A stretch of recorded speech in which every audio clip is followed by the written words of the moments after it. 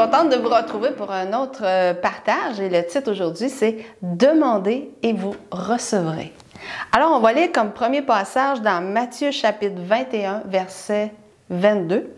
Ça dit « Si vous priez avec foi, tout ce que vous demandez, vous l'obtiendrez ». On sait que la parole de Dieu nous dit qu'il faut demander avec foi si on veut recevoir. Mais je vais te montrer quelques exemples au travers de la parole de Dieu où ce que des gens ont demandé et que Dieu a répondu. Et on voit au travers de la parole de Dieu que Dieu veut vraiment donner. Et on va regarder différents exemples, mais c'est des exemples assez différents l'un de l'autre, mais on voit en arrière de ça que Dieu répond. Alors, le premier exemple, c'était pendant la persécution de l'Église que les disciples se sont rassemblés avec l'Église pour prier, pour demander plus d'assurance. On va lire dans Actes chapitre 4, versets 29 à 31. Ça dit « Maintenant, Seigneur, vois comme ils nous menacent et donne à tes serviteurs la force d'annoncer ta parole avec une pleine assurance. » On voit ici la demande. Et ça dit après, « Étends ta main pour qu'il se produise des guérisons, des miracles et d'autres signes au nom de ton saint serviteur Jésus. » On voit qu'il demande aussi ici au Seigneur d'avoir plus d'assurance à cause qu'il vit de la persécution. Et souvent, des fois, quand on va évangéliser ou on va dans notre famille ou on sort, on va voir des gens, on demande Seigneur, donne-moi de l'assurance, donne-moi de l'audace pour parler de toi. Mais aussi, les disciples ont demandé, étends ta main pour qu'il se produise des guérisons et des miracles. Alors, c'est quelque chose qu'on peut ajouter à notre prière aussi. Seigneur, agis au travers de l'évangélisation, des paroles que je vais donner. Verset 31, ça nous dit « Quand ils eurent fini de prier, la terre se mit à trembler sous leurs pieds à l'endroit où ils étaient assemblés. Ils furent tous remplis du Saint-Esprit et annonçaient la parole de Dieu avec assurance. » Dieu a vraiment répondu à leur prière ici. Il leur a donné cette assurance qu'ils avaient besoin pour continuer d'évangéliser, continuer de parler de Jésus à tous les gens qui étaient là dans les rues. Deuxième exemple, ici c'est le roi David qui a tombé comme dans le péché. Il est allé chercher une femme, Bathsheba, qu'il n'avait pas le droit. Il n'avait pas le droit parce qu'elle était mariée, cette femme-là. Et Dieu ici fait des reproches. Mais écoutez bien ce que Dieu dit dans ce passage. Dans 2 Samuel, chapitre 12, versets 7 à 8. « Voici ce que déclare l'Éternel, le Dieu d'Israël. Il dit, « Je t'ai donné l'onction pour t'établir roi d'Israël. Je t'ai délivré de Saül. » Ça, c'est toutes des choses que Dieu lui a données. « Je t'ai livré la maison de ton Seigneur Saül. J'ai mis les femmes de ton Seigneur dans tes bras et je t'ai établi chef sur Israël et sur Juda. Et si cela était trop peu, si c'était pas assez, s'il manquait encore des choses, eh bien, Seigneur, ici, il dit, j'étais prêt à y ajouter encore d'autres dons. Moi, je trouve ça, là, juste wow, tu sais. Des fois, on est béni, le Seigneur nous bénit, puis on pense que, ben là, tu sais, je lui demanderai pas trop d'affaires quand même, là, tu sais. Je pense que c'est assez, là. Je pense que je suis assez béni comme ça. Mais le Seigneur, il dit ici, si c'était pas assez, là, j'étais prêt à t'en donner encore plus. Alléluia. Et on voit que Dieu avait vraiment béni abondamment David et Dieu était disposé à le bénir encore plus. Un troisième exemple. On voit ici une demande du prophète Élisée dans 2 Rois chapitre 2 verset 9. Lorsqu'ils eurent passé, qui avaient traversé un courant d'eau, Élie dit à Élisée, « Demande ce que tu veux que je fasse pour toi avant que je sois enlevé d'avec toi. » Élisée répondit, « Qu'il y ait sur moi, je te prie, une double portion de ton esprit. » Et si on continue à lire l'histoire, on voit que Dieu a répondu à cet appel-là, il a répondu à cette demande-là que Élisée faisait d'avoir une double portion, d'avoir l'onction de Dieu, et il a reçu cette onction de Dieu. On va voir une autre demande maintenant, avec Moïse, dans Exode chapitre 33, versets 18 à 23. Ça dit là-dessus, Moïse reprit, « Permets-moi de contempler ta gloire. » Moïse ici voulait contempler la gloire de Dieu. C'est une demande complètement différente encore. Et Dieu lui répondit, « c'est ma bonté tout entière que je veux te montrer et je proclamerai devant toi qui je suis. Je ferai grâce à qui je veux faire grâce, j'aurai pitié de qui je veux avoir pitié. Mais tu ne pourras pas voir ma face, car nul homme ne peut me voir et demeurer en vie. Puis vous savez, Dieu est tellement puissant, c'est un peu comme une décharge électrique, il est comme une puissance nucléaire. Dieu est tellement puissant, il y a tellement de puissance en lui que si on le verrait face à face, personne ne pourrait résister, on en mourrait. Mais on va continuer l'histoire, ça dit, dans le verset 21, il dit, l'Éternel dit encore, il y a ici un lieu tout près de moi, tiens-toi debout sur le rocher, et quand ma gloire passera, je te mettrai dans le creux du rocher et je te couvrirai de ma main jusqu'à ce que j'aie passé. Puis je retirerai ma main et tu me verras de dos. Mais personne ne peut voir ma face. Alléluia. On voit ici que Dieu s'est montré de dos. Il a vu une partie de Dieu. On ne peut pas voir Dieu face à face, mais Dieu a permis à Moïse, il a répondu à sa prière, il lui a montré ce que Moïse était capable d'endurer en tant qu'être humain. Et il lui a montré son dos. Ça devait être une expérience extraordinaire. Alléluia. Un autre exemple ici, c'est un père qui donne. La Bible nous dit que Dieu est un père et il veut donner. Dans Luc 11, verset 13, ça dit, « Si donc tout mauvais que vous êtes, vous savez donner de bonnes choses à vos enfants, à combien plus forte raison le Père Céleste donnera-t-il l'Esprit Saint à ceux qui le lui demandent? » Un autre passage aussi dans Jean 16, 23, 24, qui dit, « Oui, vraiment, je vous l'assure, tout ce que vous demanderez au Père en mon nom, il vous l'accordera. Jusqu'à présent, vous n'avez rien demandé en mon nom. Demandez et vous recevrez pour que votre joie soit parfaite. » Alléluia. Oui, pourquoi Dieu veut-il donner? Pour que ta joie soit parfaite.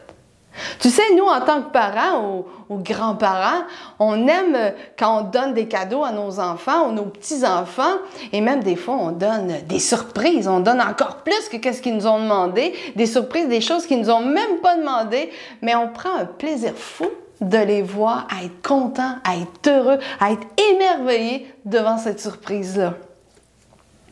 Et ici, ça dit, pour que votre joie soit complète. Et je crois que c'est exactement la même chose. Nous, on aime voir nos enfants être contents, à être heureux devant quelque chose qu'on leur donne. Et Dieu, c'est la même chose pour lui. Il se réjouit, on est ses enfants, il se réjouit de nous voir être contents, à être heureux de recevoir quelque chose. As-tu déjà prié et Dieu a répondu? Comment tu t'es senti? Comment as-tu réagi? Hein? Tu devais sûrement être tout content, puis tout heureux, puis avoir hâte de le dire à tout le monde. « Ah, Dieu a répondu à ma prière, et là, vous étiez tout heureux. » Imagine Dieu qui te regarde dans le ciel et qui regarde son enfant, puis qui dit « Wow, ça c'est hot. Mon enfant est super content, il est heureux. » Comme nous avec nos enfants. Et dans Éphésiens chapitre 3, verset 20, c'est un verset moi je trouve ça super ce verset-là, ça dit « À celui qui, par la puissance qui agit en nous, peut réaliser bien au-delà de tout ce que nous demandons ou même pensons. » T'as-tu bien compris? Ça dit qu'il peut réaliser bien au-delà de tout ce qu'on demande ou même qu'on pense. Je crois vraiment que Dieu prend un plaisir à nous donner et à nous voir heureux comme un enfant.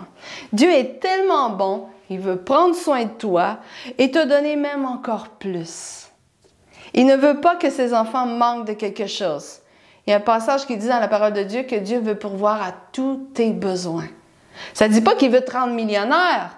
Des fois, il ne faut pas mêler les choses. Des fois, il y en a quand il est ça, Dieu veut pourvoir tous nos besoins. Il y en a qui ils prennent ça tout de suite pour devenir millionnaire. C'est pas écrit que Dieu veut nous rendre millionnaires.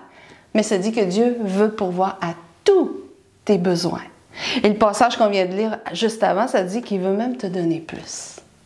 Et il l'a dit à David aussi, « Si ce n'était pas assez, je t'aurais donné encore plus. » Alléluia. Mais est-ce que tu crois ça vraiment? Crois-tu vraiment que Dieu veut te bénir, que Dieu veut répondre à tes prières, que Dieu veut te donner ce que tu as besoin?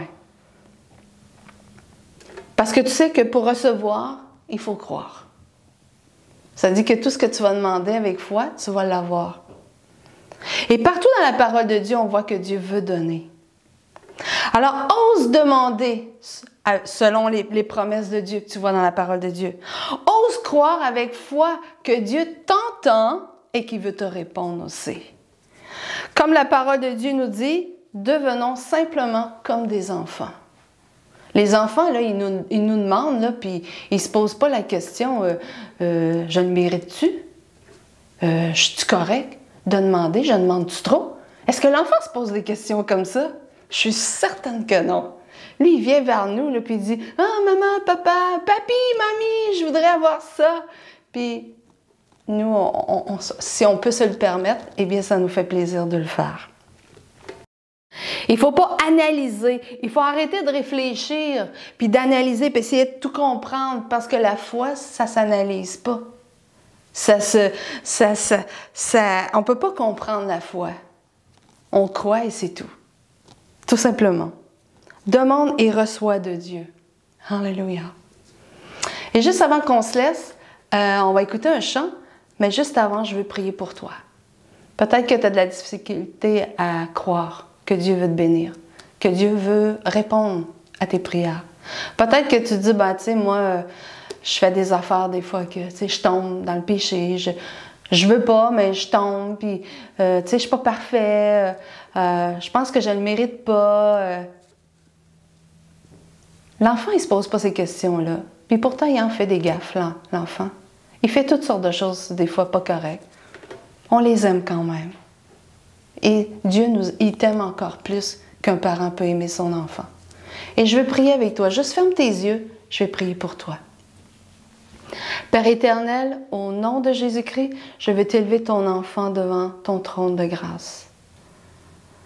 Au nom de Jésus-Christ, je brise tous les raisonnements, les faux raisonnements, les mensonges qui sont dans les pensées de tes enfants en ce moment.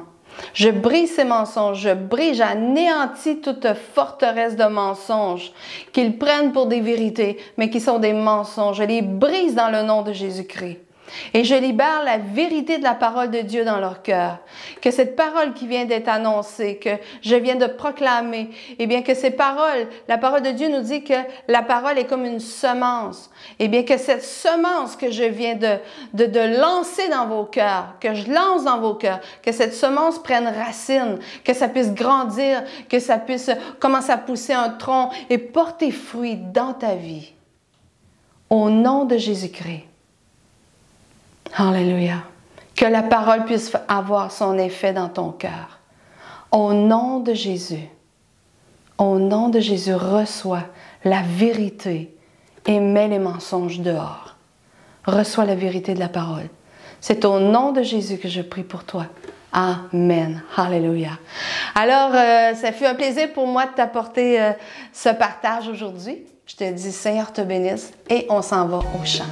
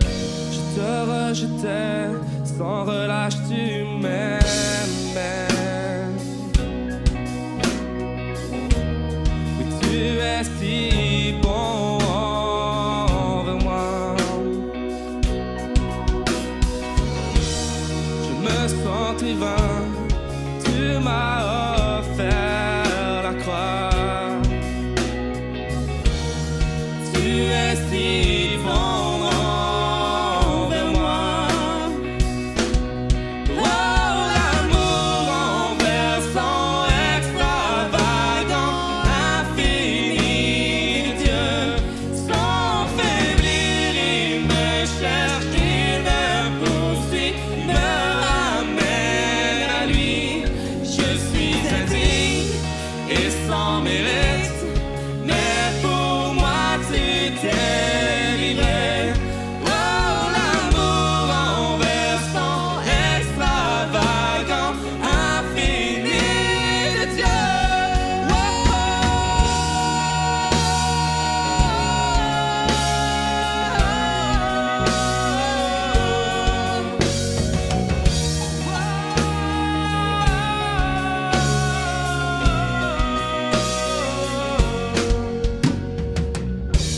Aucune ombre n'est trop sombre, ni mon trop élevé pour que tu me cherches.